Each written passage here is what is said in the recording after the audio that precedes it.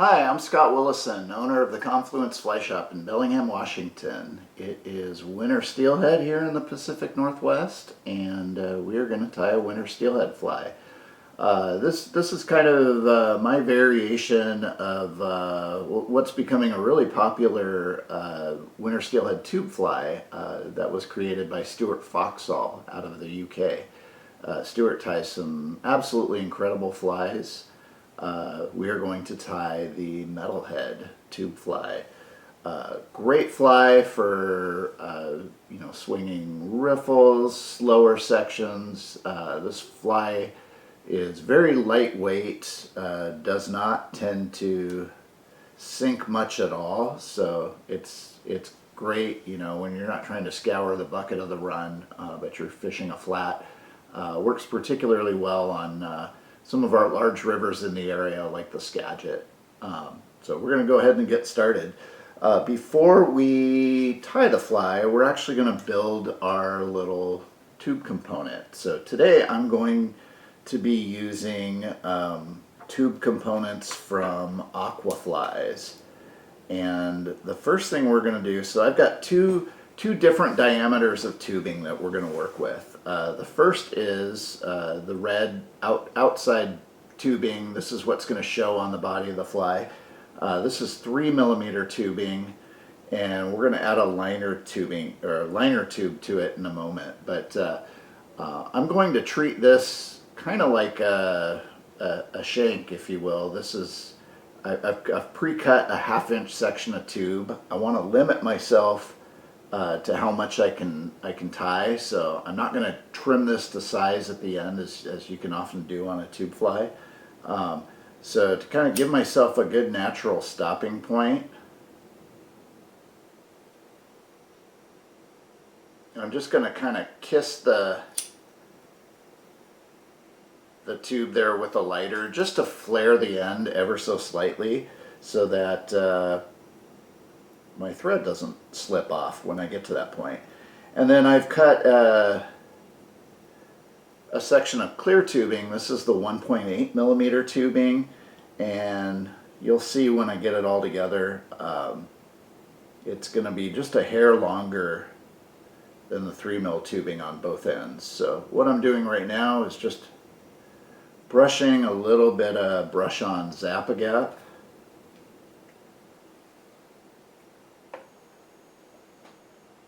On there, and then we'll just go ahead and insert this into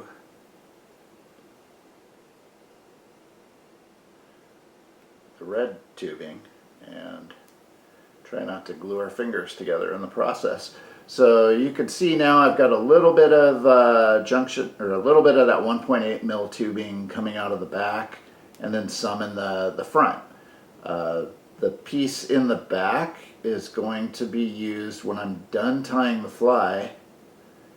I'm actually going to stick a little bit of the Aquafly's ultra tubing on there, which I really love as a junction for my tube flies.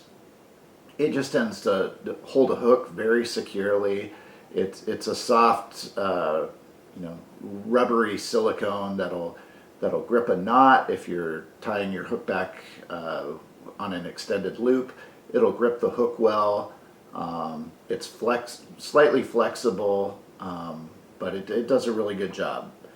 And then we'll go ahead and get started. My latest discovery, new to me, but I think many of you out there have already experienced this, has been tying with the Semperfli Nano Silk. I'm going to use the Nano Silk in white. This is a 12/0 thread, so it is incredibly small in diameter, but it's ridiculously strong. Like I can literally crush the tube with this stuff if I really pull down hard on it. But it's a great thread because we don't want a lot of buildup. We're going to finish this with an Aqua disc, and if we build up too large of a head, we're going to have a funky looking gap in between the Aqua disc and the rest of the fly. So we'll just get some good coverage here. And I've got just a tube mandrel in my vise. This is the Pro Tube one. It works with the Aquafly stuff. You could use the Aquafly's tube mandrel as well. And I've gone back just a little bit more than halfway beyond or halfway down the tube. So now I'm getting a length of thread here, and we're going to create a dubbing loop.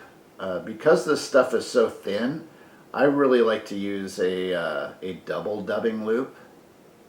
It's plenty strong, but that double loop seems to grip your materials a little bit better. So I just doubled that, made a long dubbing loop, doubled it over, and we'll advance our thread forward. And we're just going to do a quick little adjustment here on the vise because my needle is wanting to move around on me a little bit more than I would like. So we'll go ahead and grab our dubbing for the butt. I'm going to use Senyo's Fusion Dub in Flame.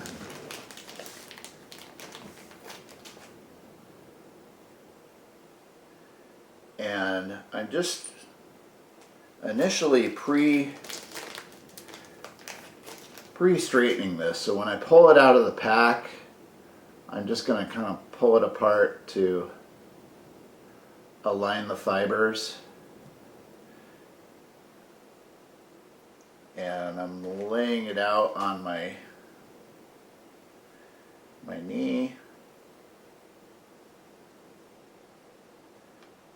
Now, some of this stuff is quite long, and I don't necessarily want all of that length. So what I'm going to do is, I've got this long bit here that I'm going to put in the dubbing loop. I'm going to take the scissors and basically just cut it down, right down the middle, cut it in half.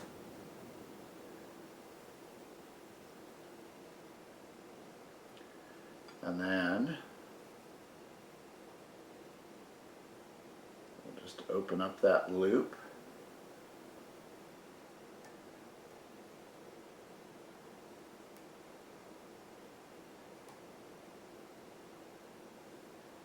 And carefully slide it in there.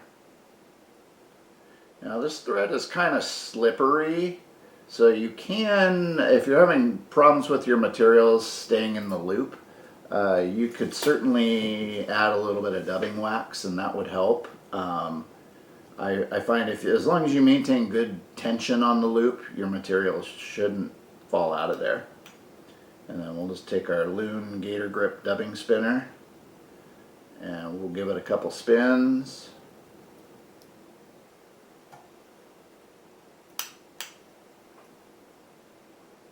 And we're good. Now, we're just going to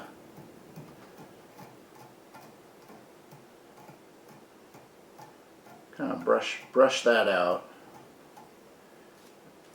make it nice and buggy. So I like to take a wrap forward, and then I actually go behind, and then in front of that, and then down the middle. And this makes a nice ball shape. Realizing I don't have my tube pushed back quite far enough on the mandrel, so it's wanting to spin on me a little bit.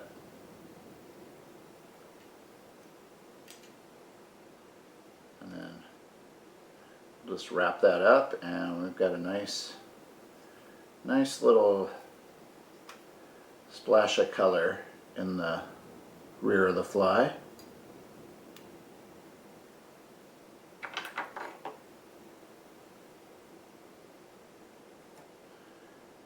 Go ahead and trim that up, and then we'll brush that out a little bit more. Free up any of those trapped fibers. Now, on the original, the body is much like you would tie on a hobo spey. Stewart does a dubbed body and then ribs that, or palmers a guinea feather on there. I like to have a little bit more of internal flash on my fly, and so build it a little bit differently, but it's going to do the same thing. It's basically going to support a really sparse Marabou collar in the front, and give this fly a lot of movement in the water. So I have a UV copper polar chenille that we're going to tie in here right in front of that dubbing ball, and I want to get about three wraps out of this.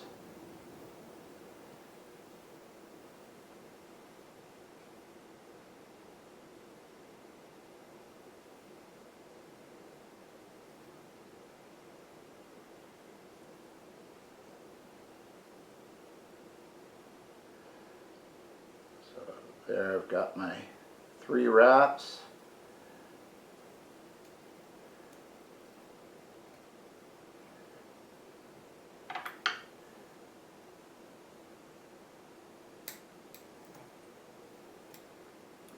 And we're all set. I want to give myself just a little bit more room, so I'm going to kind of wrap back over where I tied that off. So I've got room for the next step here. We're going to go ahead and build another double dubbing loop. I promise this will be the last one. So starting out with the dubbing loop that's about 6 inches long, and then folding the rest of it over. Go around the base a couple of times. Then we can wrap that forward. And we're going to build a sparse collar of Arctic fox. I've got just some red Arctic fox here. If you want to fancy it up, you can, sprinkle some red ice dub or ice wing fiber or something in there to give it a little bit more flash. But this fly really has plenty of flash as it is. So I'm not going to add extra. So got about a pencil's width, and pulling out, you can see there was a lot of under fluff in there. We want to get rid of all of that stuff. If you leave that in, when you go to spin this in a dubbing loop, it tends to just bind up really bad. Pull a little bit of that out. I'm going to trim those butts down a little bit because I don't need quite as much length as I had.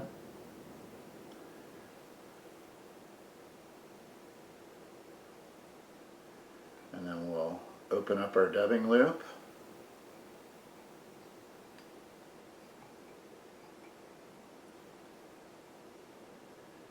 And add that fox. Once it's in there, as long as you keep the thread tight, you can kind of move it around, align it, get all those butt ends even.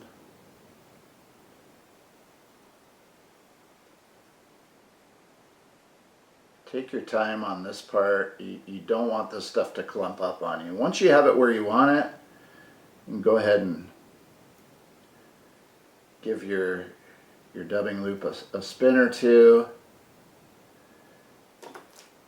and then we're going to comb that out a little bit more.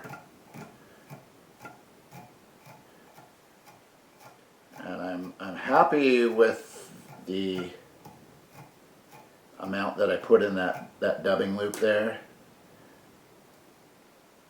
If need be, sometimes if you find it clumping up in there, you can get in with like the tippy or whip finisher and pick it out. But on this one, I kept it sparse enough that I don't really need to do that.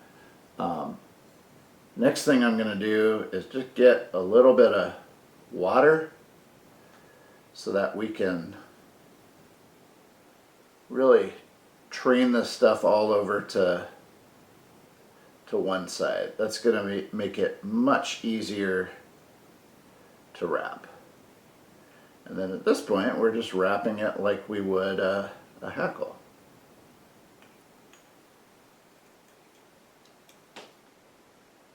With each wrap, we're going to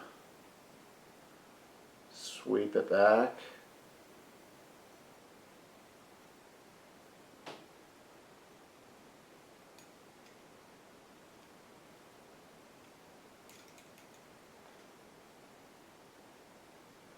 There we go. And we'll get a wrap of thread over it. Take a couple more tight wraps.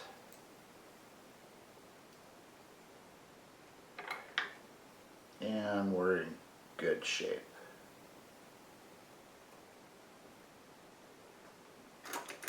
Okay, so next we are going to add a little bit of flash, and then we're going to add some Amherst. So you'll see I've got a section of orange Lady Amherst. Typically on these Amherst center tails, you've got a side with short fibers and you've got a side with much longer fibers. I want to pull from the long fibered side, and I'm just going to cut a clump off of here. I don't need a lot of this stuff. I'm kind of looking for maybe eight fibers or so.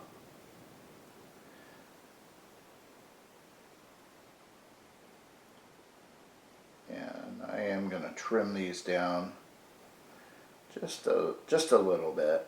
I find because you don't have a lot of room to work with at the head, trim these to the length you want when you tie them in, and then you don't have to trim them afterwards.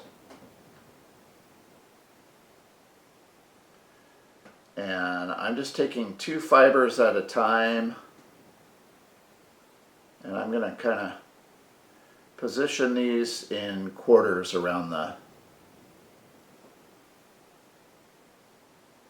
tube. There's another 2 fibers.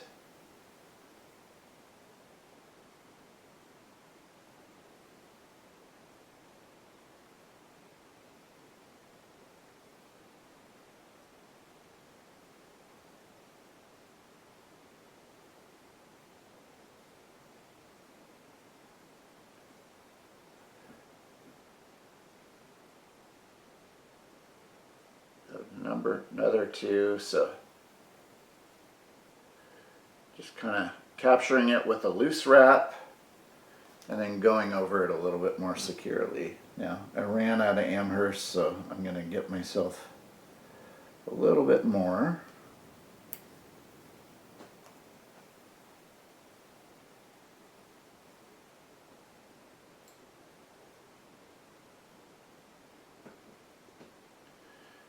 We'll get our last little station here.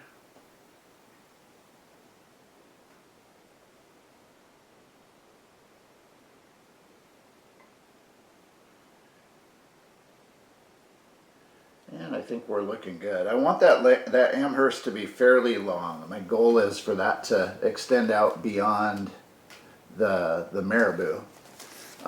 Next we're going to add just a little bit of flash. I've got some red holographic Flashabou.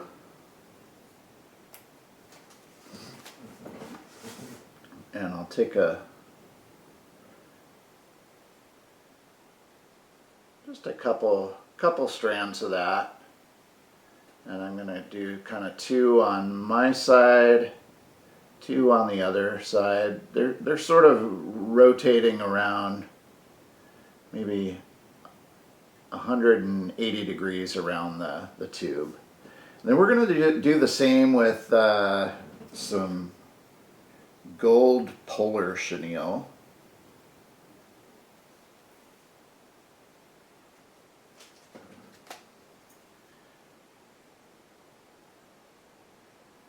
And you can sort of just tie this in the center loosely And then if you want, you can kind of move it around the hook to spread out that coverage. And then we'll just fold it all back, tie down, and we're good. So we've got one last step here, and we're going to finish the fly with a little bit of hot red Marabou. This is the nice fish hunter Marabou. You can use Spey Quill, you could use blood quill. This particular one is blood quill, but I often use Spey Quill.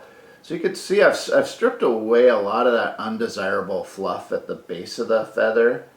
I'm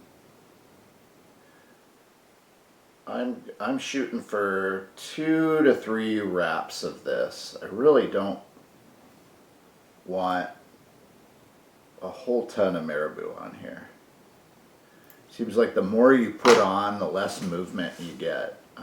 Sparser is better. So I cut away the tip just so I've got a small little tie-in point there. We'll get that in there securely, and then I can go ahead and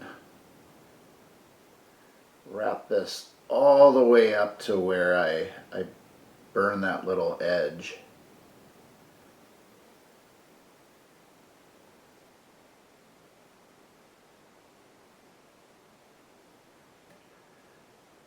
So there's one wrap.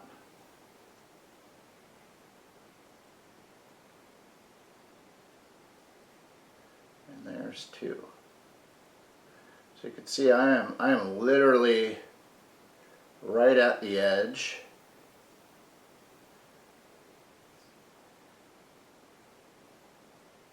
Trying not to trap this one little piece of Marabou. There we go. And now I can take a few tight wraps.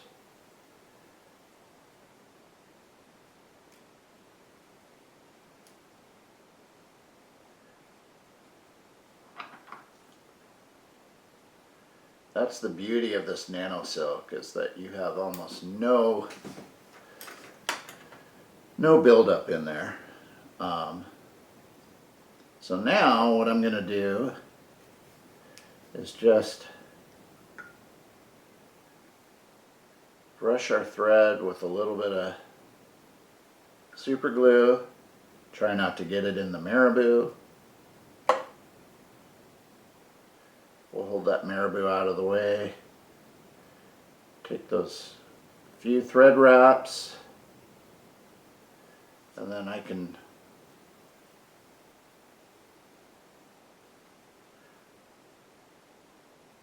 just do a couple of half hitches, or you could do a whip finish.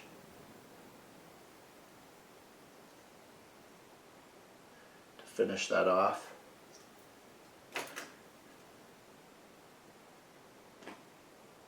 And then we'll trim our thread.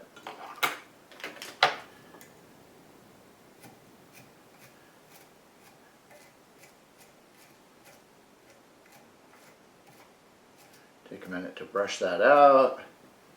We'll trim up that flash a little bit at the end here, but we're going to go ahead and put our Aqua disc on there. So I slide that over. I'm happy that that's going to go back and cover up my tie-in point. In order to get it on there just right,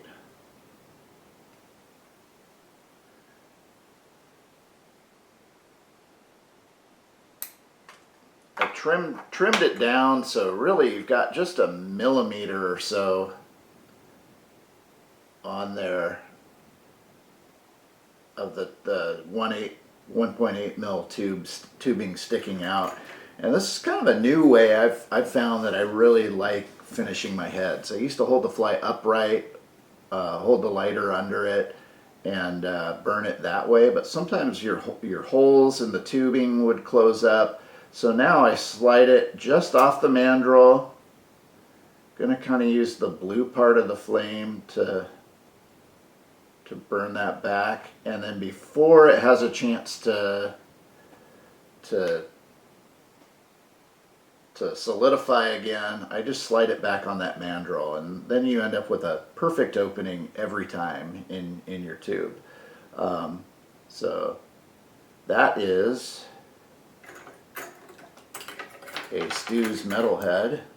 We're going to go ahead and just kind of trim up our Flashabou a little bit here. I don't want it all the same length. I want that a little bit longer than the Marabou, so we get some extra movement in the water. I think I got some really long stuff on the bottom here. Just kind of go in like you're cutting hair, and just snip it to random lengths. There you go. Last little thing we would do is add our hook holder tubing. This is just Aquafly's Ultra tubing. I've got just that little bit of 1/8 inch, or that little bit of 1.8 millimeter tubing coming out of the end, and now I've got a nice little hook holder added on there. So you could glue it on if you chose to. I find that is usually not necessary.